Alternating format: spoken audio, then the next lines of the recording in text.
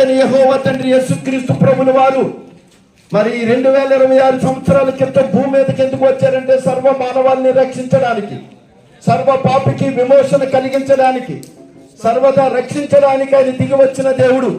మన అందరికి కోసం ఆయన ప్రాణం పెట్టాడు, ఆయన రక్తాన్ని సిందించాడు. ఆయన చెప్పినట్లుగానే ప్రతి పాపి కోసం ఆయన మరణించాడు భూమి మీద. ఆయన మరణించి 3వ దినాన్ని తిరిగి లేచాడు. ఎందుకో తెలుసా? ఆయన మరణములను విరిచాడు, మరణాన్ని జయించాడు. మరణమాని విజయం ఎక్కడని ఆయన మాట్లాడిన దేవుడు.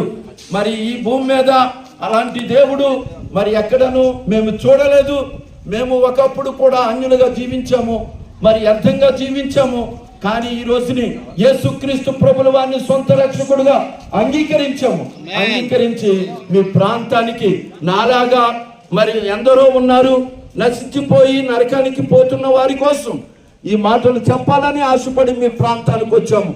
యేసు ప్రభువుని నమ్ముట వలన కలిగే మేలు ఏంటంటే నీ పాపం తొలగిపోతుంది, నీ శాపం తొలగిపోతుంది, నీవు పరలోక రాజ్యానికి వారసుడు అవుతావు. నీకే సమస్య ఉన్నా యేసుక్రీస్తు వారిని నమ్మిన వెంటనే ఆ సమస్య తొలగిపోతుంది.